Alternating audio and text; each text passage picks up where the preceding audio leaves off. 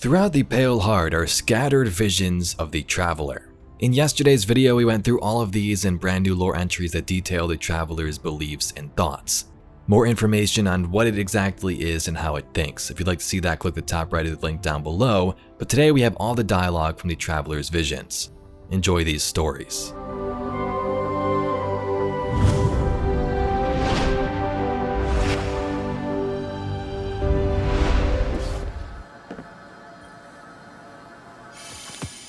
The Traveler's life resonates from this object. Experiences I can try to interpret. I am frightened, but at peace. I am giving away pieces of myself, slicing them off like fingers from a hand. They're ghosts. With each one created, I lose a part of myself. A sacrifice of faith and hope against hopelessness.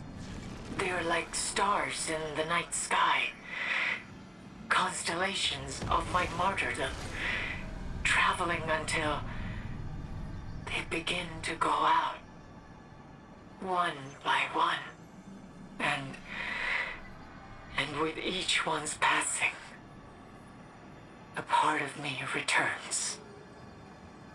There's a theory among ghosts that if we die, we return to the light of the Traveler. I don't know where that belief started. Maybe it's just something inside of us. A reassurance that even if we fall, there's something waiting for us. A reunion with our Creator. And in that, maybe we make it whole again. I wish I could tell you for sure. These visions are difficult to interpret. Still, it's nice to think perhaps all the ghosts we've lost, Sagira, Sundance, Taj, they moved on to somewhere else. Their job completed. I like that too, Ghost. There's an imprint of the Traveler's experiences in this object. Images, emotions, I will try to interpret as best I can. I feel unity, peace, a sense of belonging and home here, inside the Traveler. There's completion, a sense of duty fulfilled. There's another realm or space? No, a state of being. Union with the Traveler.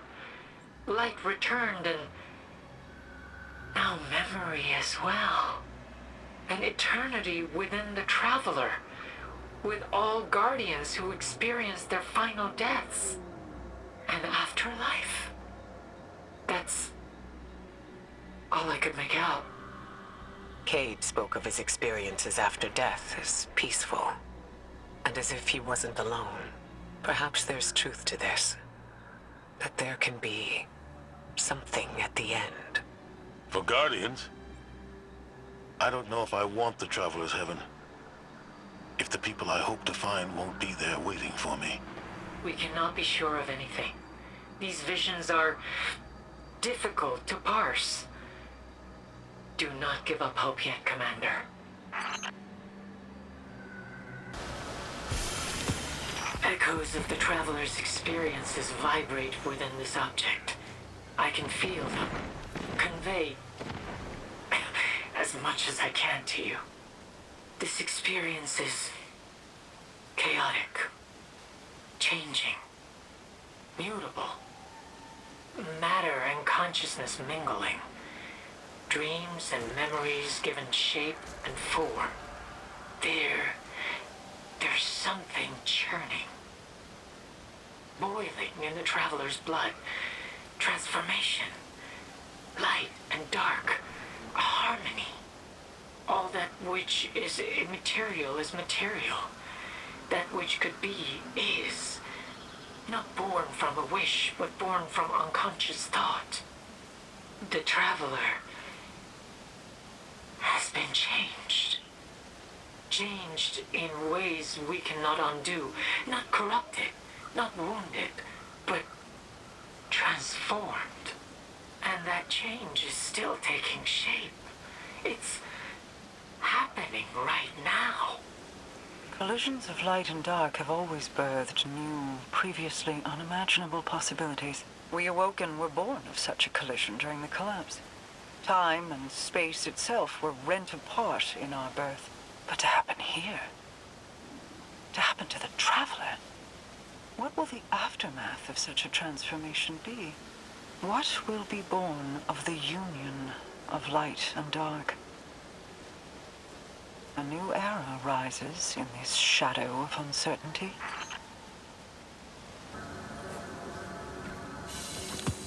I can feel the Traveler's presence radiating from this object. Memories and experiences, emotions and ideas blooming in my mind. I see so many cities, so many peoples basking in my light. They study me, and in their discoveries they come to understand the universe. I am a blueprint for them to follow, a canvas upon which the mysteries of the universe are written. These little gardeners are such careful stewards of fragility, but then they begin kneeling. They plead, beg, demand. I do not know what to do. There is confusion, helplessness, guilt. There's nothing more. Does this mean that the great machine does not wish to be worshipped? I don't know if I'd interpret it that way. It may be more a lack of frame of reference. It doesn't understand reverence or worship. But that also doesn't mean it can't learn. But that it's still trying to understand us. Or maybe it never will. Does that invalidate faith?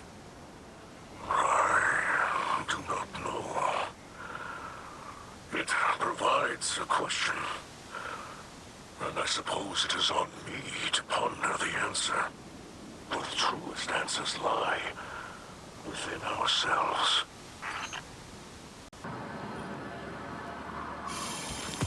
The Traveler's memories and experiences are imprinted on this object. I will try to translate them as best as I can. I am afraid. Reunited with a family member. Or no. Terrified. I can feel. They do not want unity. They want stagnation. No. You can't do this. I won't let you.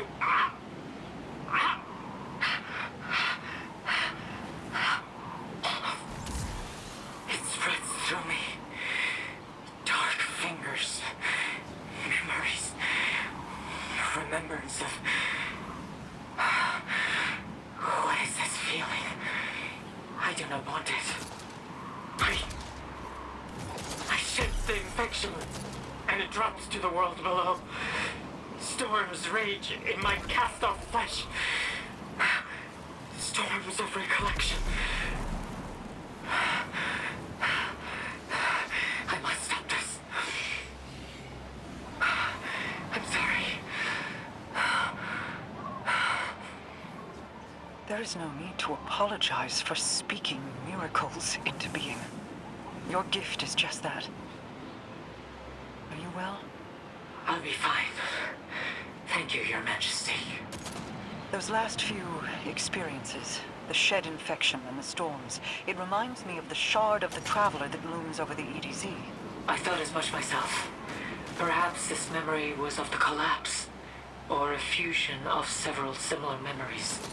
Something for us all to discuss over tea, perhaps.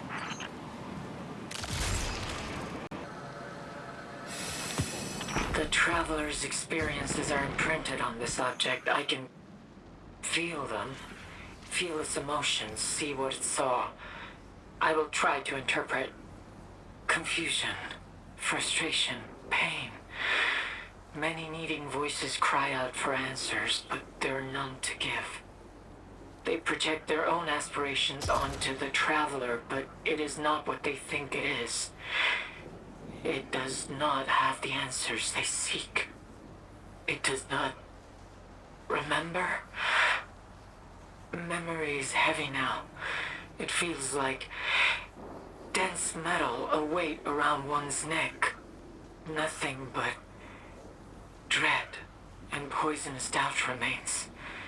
It fears the act of thought. I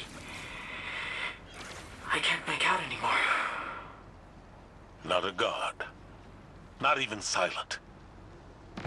Just a being desperate for help. I once thought the Traveler was a foundational cornerstone of the universe. But now it feels as though it is just as afraid and uncertain as we are. Just because someone doesn't have all the answers doesn't make them any less important. Micah's vision may seem to say the Traveler didn't have answers, but that doesn't mean it sees the universe the same way we do. Perhaps it just has a hard time explaining what it sees to us. There's many ways to interpret that vision. I can feel the Traveler's experiences impressed on this object. Feel its emotions, see what it saw. I will try to interpret. There's a person, no, people. Those born in harmony and attunement with the light. A few grains of sand in a desert of time. They feel, experience things different than others. See things, visions, dreams, images, a nonlinear perspective. I see the speaker, Crow, me, a wave spanning time and space upon which we stand, a wave crashing on distant shores of distant gardens. I can't make sense of the rest. Waves crashing on distant shores. It feels like there's more. Something about ourselves we don't understand yet. Being a guardian is being a part of something greater. But this, perhaps, is another mystery. A larger tapestry. One we are only just becoming aware of.